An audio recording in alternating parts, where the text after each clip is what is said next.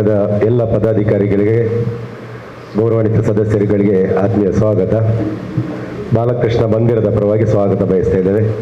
ಈ ಒಂದು ಪತ್ರಿಕಾಗೋಷ್ಠಿಯನ್ನು ನಡೆಸಲಿಕ್ಕಿದ್ದೇವೆ.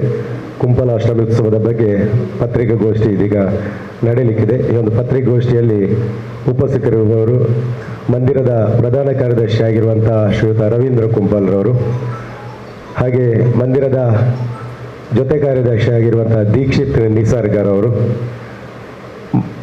ಉತ್ಸವ ಸಮಿತಿಯ ಪ್ರಧಾನ ಸಂಚಾಲಕರಾಗಿರುವಂಥ ಜಯ ಪೂಜಾರಿ, ಸೋಮೇಶ್ವರ ಪುರಸಭೆಯ ಸದಸ್ಯರು ಅವರ ಉಪಸ್ಥಿತಿ ಇದೆ. ಹಾಗೆ ಉತ್ಸವ ಸಮಿತಿಯ ಪ್ರಧಾನ ಕಾರ್ಯದರ್ಶಿ ಆಗಿರುವಂಥ ತಿಮ್ಮಯ್ಯ ಆಶ್ರಯ ಕಾಲನಿ ಇವರ ಉಪಸ್ಥಿತಿ ಇದೆ. ಈ ಒಂದು ಪತ್ರಿಕಾಗೋಷ್ಠಿಯನ್ನು ನಡೆಸುವವರು ಪ್ರವೀಣ್ ಎಸ್ ಕುಂಪಲ, ಮಂದಿರದ ಸಂಘಟನಾ ಕಾರ್ಯದರ್ಶಿ.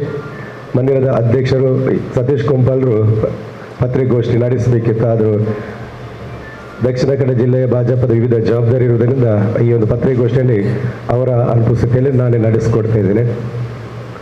ಕುಂಪಲ ಬಾಲಕೃಷ್ಣ ಮಂದಿರದ ಆಶ್ರಯದಲ್ಲಿ ನಾಡ ಹಬ್ಬ ಎಂಬ ರೀತಿಯಲ್ಲಿ ನಮ್ಮ ಕುಂಪಲಾಷ್ಟಮಿ ಉತ್ಸವವನ್ನು ಕಳೆದ 27 ವರ್ಷಗಳಿಂದ ಕೂಡ ನಾವು ಆಚರಿಸಿಕೊಂಡು ಬಂದಿದ್ದೇವೆ. 1997ರಲ್ಲಿ ಶ್ರೀಕೃಷ್ಣ ಜನ್ಮಾಷ್ಟಮಿ ಉತ್ಸವವನ್ನು ಆ ಊರಿನ ಒಂದು ಕುಂಪಲದ ಗ್ರಾಮೀಣ ಭಾಗದಲ್ಲಿ ಆಚರಣೆ ಮಾಡುವುದರ ಮೂಲಕ ಹೋದಂಥ ಯುವಕರನ್ನು ಒಂದು ಸಮಾಜ ಕಟ್ಟುವಂಥ ಕೆಲಸದಲ್ಲಿ ತೊಡಗಿಸಿಕೊಳ್ಳುವ ಮೂಲಕ 1997ರಿಂದ ಪ್ರಾರಂಭಗೊಂಡಿದೆ ನಮ್ಮ ಕುಂಪಲ ಶ್ರೀಕೃಷ್ಣ ಜನ್ಮಾಷ್ಟಮಿ ಉತ್ಸವ. ಖಾಸಗಿ ಸ್ಥಳದಲ್ಲಿ ಪ್ರಾರಂಭಿಸಿದಂಥ ನಮ್ಮ ಉತ್ಸವ ಆ ಬಳಿಕ ಕೇವಲ 1 ವರ್ಷದ ಅವಧಿಯಲ್ಲಿ 10 ಸೆನ್ಸ್ ಸ್ಥಳವನ್ನು ನಾವು ಸಮಿತಿಯು ಖರೀದಿಸಿದೆ. ಆ 98ರಲ್ಲಿ, ಆ 97ರ ಶ್ರೀಕೃಷ್ಣ ಜನ್ಮಾಷ್ಟಮಿ ಖಾಸಗಿ ಸ್ಥಳದಲ್ಲಿ ಒಂದು ನಡೆಸುವ ಸಂದರ್ಭದಲ್ಲಿ ಆ ದಿನ ಕೊಲ್ಯದ ಪೂಜ್ಯ ರಮಾನಂದ ಸ್ವಾಮೀಜಿಯವರ ದಿವ್ಯದಿಂದ ಆ ಒಂದು ಉದ್ಘಾಟನೆ ಮಾಡಿಸಿ ಪ್ರಾರಂಭ ಮಾಡಿದ್ದಂತೆ. ಆ ಬಳಿಕ ನಾವು ಉತ್ಸವವನ್ನು ನಿರಂತರವಾಗಿ ಮಾಡಿಕೊಂಡು ಬಂದೇವೆ. ಉತ್ಸವದ ಶ್ರೀಕೃಷ್ಣ ಜನ್ಮಾಷ್ಟಮಿ ಉತ್ಸವದ ರೀತಿಯಲ್ಲಿ ಈ ಮಂದಿರದ ಚಟುವಟಿಕೆಯನ್ನು ಕೂಡ ವಿಶೇಷ ರೀತಿಯಲ್ಲಿ ಮಾಡಿಕೊಂಡು ಬಂದಿದ್ದೇವೆ. 10 ಸೆನ್ಸ್ ಸ್ಥಳವನ್ನು ಖರೀದಿಸಿ ಹಂತ ಹಂತವಾಗಿ 3000 ಚದರ ಅಡಿಯ ಬಾಲಕೃಷ್ಣ ಮಂದಿರವನ್ನು ನಿರ್ಮಾಣ ಮಾಡಿದ್ದೇವೆ. 2007ರಲ್ಲಿ ಪರಿಪೂರ್ಣವಾದಂಥ ಬಾಲಕೃಷ್ಣ ಮಂದಿರವನ್ನು ನಿರ್ಮಾಣ ಮಾಡಿಕೊಂಡು ಧರ್ಮಸ್ಥಳದ ಧರ್ಮಾಧಿಕಾರಿಗಳು ಅದನ್ನು ಕೀರ್ತಿಶೇಷರಾದಂಥ ಪೇಜಾವರ ಶ್ರೀಗಳು ಅದನ್ನು ಲೋಕಾರ್ಪಣೆ ಮಾಡಿದೆ 2007ರಲ್ಲಿ. ಆ ಬಳಿಕ 2014ರಲ್ಲಿ ಮೇಲಂತಸ್ತಿನಲ್ಲಿ ಬಾಲಕೃಷ್ಣ ಮಂದಿರ ಮೇಲಂತಸ್ತಿನಲ್ಲಿ 3000 ಚದರ ಅಡಿಯ ಸಾಂಸ್ಕೃತಿಕ ಭವನವನ್ನು ನಿರ್ಮಾಣ ಮಾಡಿದ್ದೇವೆ. ಸಾಂಸ್ಕೃತಿಕ ಭವನವನ್ನು ನಿರ್ಮಾಣ ಮಾಡಿ ಅದರಲ್ಲಿ ಊರಿನ ಶುಭ ಸಮಾರಂಭಗಳಿಗೆ, ಮದುವೆ ಇನ್ನಿತರ ಶುಭ ಸಮಾರಂಭಗಳಿಗೆ ಆ ಮಂದಿರವನ್ನು ಉಚಿತವಾಗಿ ವಿನಿಯೋಗ ಮಾಡಿದ್ದೇವೆ. ಜೊತೆಯಲ್ಲಿ ಪ್ರತಿ ವರ್ಷ ಕೂಡ ಆ ಸಾಂಸ್ಕೃತಿಕ ಭವನದಲ್ಲಿ ಉಳ್ಳಾಲ ಭಾಗದಲ್ಲಿ 90% ಅಧಿಕ ಅಂಕ ಗಳಿಸಿದ ವಿದ್ಯಾರ್ಥಿಗಳಿಗೆ ಜ್ಞಾನದೀವಿಗ ಪುರಸ್ಕಾರವನ್ನು ಮಾಡ್ತಾ ಬಂದಿದ್ದೇವೆ. ಹಾಗೆ ನಮ್ಮ ಒಂದು ಬಾಲಕೃಷ್ಣ ಮಹಿಳಾ ಸಮಿತಿ ಕೂಡ ಒಂದು ಪ್ರಬುದ್ಧತೆಯಿಂದ ನಮ್ಮ ಮಂದಿರಕ್ಕೆ ಒಂದು ಆಸರೆಯಾದಂಥ ಒಂದು ಮಹಿಳಾ ಸಮಿತಿ. ಆ ಒಂದು ಸಮಿತಿಯ ಒಂದು ಒಡನಾಟದಲ್ಲಿ ವರಮಹಾಲಕ್ಷ್ಮಿ ಪೂಜೆಯನ್ನು ಕೂಡ ಅತಿ ವಿಜೃಂಭಣೆಯಿಂದ ಆಚರಿಸಿಕೊಂಡು ದಕ್ಷಿಣ ಕನ್ನಡ ಕುಂಪಲ ಭಾಗಕ್ಕೆ ವರಮಹಾಲಕ್ಷ್ಮಿ ಪೂಜೆಯನ್ನು ಒಂದು ಪ್ರಸ್ತುತಪಡಿಸಿದ ಅದನ್ನು ತಿಳಿಸಿದಂಥ ಒಂದು ಸಂಸ್ಥೆ ಅದು ನಮ್ಮ ಬಾಲಕೃಷ್ಣ ಮಹಿಳಾ ಸಮಿತಿ. ಆ ಬಳಿಕ ಎಲ್ಲ ಕಡೆ ವರಮಹಾಲಕ್ಷ್ಮಿ ಪೂಜೆಗಳು ನಡೀತಾ ಇದೆ. ಆ ರೀತಿಯಾಗಿ ಬೆಳೆದು ಬಂದಂಥ ನಮ್ಮ ಸಂಸ್ಥೆ ತುಳು ಭಜನಾ ಸ್ಪರ್ಧೆ, ತಂಬೂರಿ ಎನ್ನುವಂಥ ತುಳು ಭಜನಾ ಸ್ಪರ್ಧೆಯನ್ನು ದಕ್ಷಿಣ ಕನ್ನಡ ಜಿಲ್ಲೆಯಲ್ಲಿ ಪ್ರಥಮ ಆಯೋಜನೆ ಮಾಡಿದಂಥ ಒಂದು ಸಂಸ್ಥೆ ಇದೆ, ಅದು ಬಾಲಕೃಷ್ಣ ಮಂದಿರ. ಕುಂಪಲೋತ್ಸವ ಎಂಬ ಒಂದು ನಾಡ ಹಬ್ಬ ಎಲ್ಲ ಕಲಾ ಕಾರ್ಯಕ್ರಮಗಳಿಗೆ ಒಂದು ಕುಂಪಲೋತ್ಸವ ರೀತಿಯಲ್ಲಿ ಆ ಕಾರ್ಯಕ್ರಮವನ್ನು ಕೂಡ ನಾವು ಆಯೋಜನೆ ಮಾಡಿದವರು. ಈ ರೀತಿಯಾಗಿ ಮಂದಿರ ಎಂಬುದು ಕೇವಲ ಉತ್ಸವಕ್ಕೆ ಮಾತ್ರ ಸೀಮಿತ ಆಗದೆ ಸಮಾಜದ ಎಲ್ಲ ಚಟುವಟಿಕೆಗಳಿಗೆ ಕೂಡ ನನ್ನನ್ನು ತೊಡಗಿಸಿಕೊಂಡಿದೆ. ವಿಶೇಷವಾಗಿ ಸರ್ಕಾರದಿಂದ ಸಿಗುವ, ಅದು ರಾಜ್ಯ ಸರ್ಕಾರ ಇರ್ಬೋದು, ಕೇಂದ್ರ ಸರ್ಕಾರ ಇರ್ಬೋದು, ಸರ್ಕಾರದಿಂದ ಸಿಗುವಂಥ ಸೌಲಭ್ಯಗಳನ್ನು ಕೂಡ ಜನರಿಗೆ ತಲುಪಿಸುವಂಥ ಕೆಲಸ ಮಂದಿರದಿಂದ ಆಗಿದೆ. ಮೊನ್ನೆ ನಾವು ಆಯುಷ್ಮಾನ್ ನೋಂದಣಿ ಆಗಿರ್ಬೋದು ಅಥವಾ ಆಧಾರ ತಿದ್ದುಪಡಿ ಇರ್ಬೋದು, ನಮ್ಮ ಪೋಸ್ಟಲ್ ಆರೋಗ್ಯ ವಿಮೆ ಇರ್ಬೋದು, ಎಲ್ಲವನ್ನು ಕೂಡ ನಾವು ಮಂದಿರದಲ್ಲಿ ಮಾಡಿಕೊಂಡು ಬಂದಿದ್ದೇವೆ. ಹಾಗೆ ಪಂಚಾಯತ್ ಮಟ್ಟದಿಂದ ಇರ್ಬೋದು, ಪುರಸಭಾ ಮಟ್ಟದಿಂದ ನಮ್ಮಲ್ಲಿ ಎಲ್ಲ ಮಂದಿರದ ಸದಸ್ಯರೇ ಪುರಸಭಾ ಸದಸ್ಯರಾಗಿರುವುದರಿಂದ ಆ ಪುರಸಭಾ ವ್ಯಾಪ್ತಿಯಲ್ಲಿ ಸಿಗುವಂಥ ಸರ್ಕಾರದ ಸೌಲಭ್ಯ ಕೂಡ ನಮ್ಮ ಸದಸ್ಯರುಗಳು ಅದನ್ನು ಅನುಷ್ಠಾನ ಮಾಡುವಂಥ ಕೆಲಸವನ್ನು ಮಾಡ್ತಾ ಬಂದಿದ್ದಾರೆ. ಈ ರೀತಿಯಾಗಿ ಅದರಲ್ಲಿ ಒಂದು ಎತ್ತರದ ಸ್ಥಾನಕ್ಕೆ ಬೆಳೆದವರು ಕೂಡ ನಮ್ಮ ಸತೀಶ್ ಕೊಂಬಲ್ರು ಕೂಡ ತಲಾ ಹಂತದಿಂದ ಬಂದು ಮಂದಿರದ ಚಟುವಟಿಕೆಯಲ್ಲಿ ಪಾಲ್ಗೊಂಡು ಈ ರೀತಿ ರಾಜಕೀಯ ಕ್ಷೇತ್ರ ಇರ್ಬೋದು, ಧಾರ್ಮಿಕ ಕ್ಷೇತ್ರ ಎತ್ತರದ ಸ್ಥಾನಕ್ಕೆ ಬಂದಿರುವಂಥದ್ದು. ಈ ರೀತಿಯಾಗಿ ನಮ್ಮ ಮಂದಿರವು ಬೆಳೆದು ಬಂದಿದೆ. ಒಂದು ಪೀಠಿಗೆ ನಿಮ್ಮ ಹತ್ರ ತಿಳಿಸುವಂಥ ಕರ್ತವ್ಯ. ಈ ರೀತಿಯ ಉತ್ಸವ, ಈ ವರ್ಷದ ಉತ್ಸವ ನಾಡಿದ್ದು ಆಗಸ್ಟ್ 15 ಸ್ವಾತಂತ್ರ್ಯ ದಿನದಂದು ನಡೀಲಿಕ್ಕಿದೆ. ಏಕೆಂದರೆ ನಾವು ಕೃಷ್ಣ ಜನ್ಮಾಷ್ಟಮಿ ಆಚರಿಸುವುದು, ಮೊಸರು ಕುಡಿಕೆ ಮರುದಿವಸ ಆದರೆ ನಾವು ಕೃಷ್ಣ ಜನ್ಮಾಷ್ಟಮಿ ಉತ್ಸವದ ಮೂಲಕ ಆಚರಿಸುವುದು. ಆದ್ದರಿಂದ ಕೃಷ್ಣ ಜನ್ಮಾಷ್ಟಮಿಯನ್ನು ಸಾರ್ವಜನಿಕ ಉತ್ಸವನ್ನಾಗಿ ಆಚರಿಸುವಂಥ ಒಂದು ಕೆಲಸ ಈ ಭಾಗದಲ್ಲಿ ಕುಂಪಲ ಬಾಲಕೃಷ್ಣ ಮಂದಿರ ಮಾಡಿದೆ.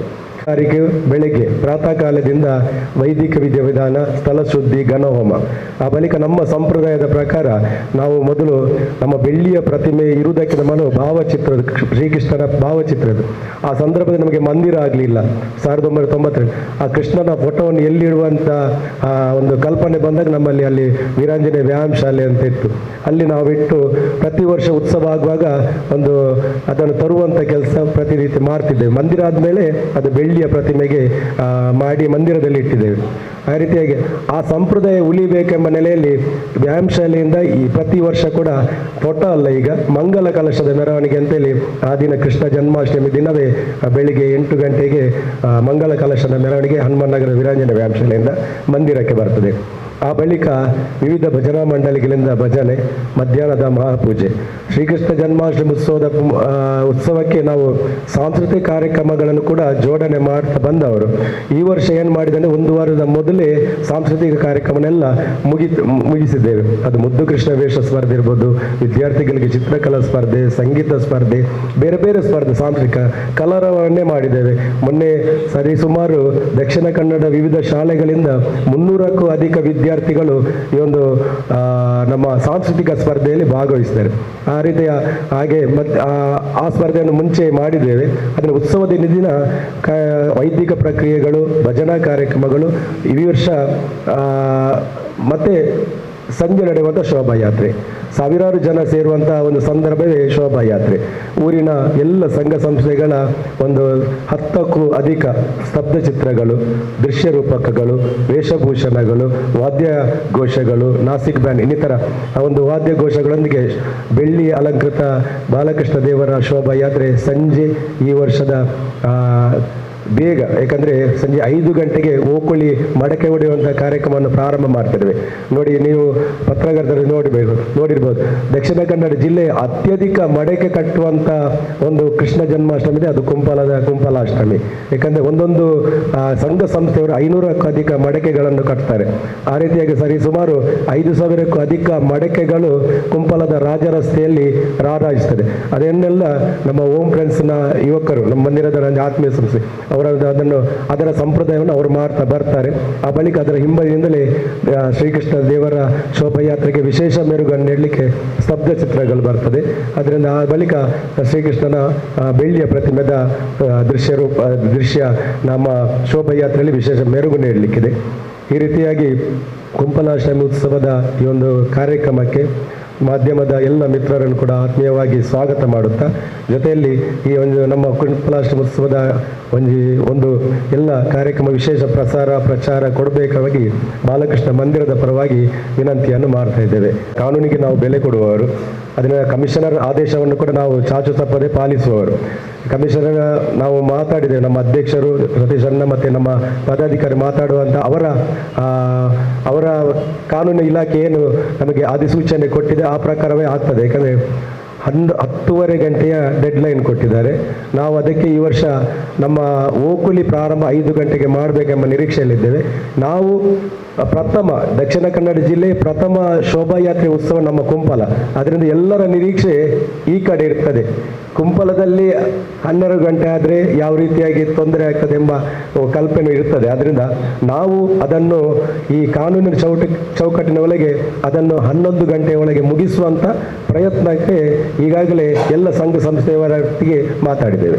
ನಮ್ಮದು ಕುಂಪಲ ಮೂರು ಕಟ್ಟದಿಂದ, ಯಾಕಂದರೆ ಸ್ತಬ್ಧಚಿತ್ರಗಳಿಗೆ ನಿಲ್ಲಕ್ಕೆ ಸ್ಥಳಾವಕಾಶ ಬೇಕು, 3 ಕಟ್ಟ ಪಲ್ಲ ಅಂತೇಳಿ ಉಂಟು. ಅಲ್ಲಿ ಎಲ್ಲ ಸ್ತಬ್ಧಚಿತ್ರಗಳ ಸರದಿ ಸಾಲು ಪ್ರಾರಂಭ ಆಗ್ತದೆ. ನಮ್ಮ ಶ್ರೀಕೃಷ್ಣನ ಬೆಳ್ಳಿ ಪ್ರತಿಮೆ ನಮ್ಮ ಮಂದಿರದಿಂದ ಹೊರಡ್ತದೆ.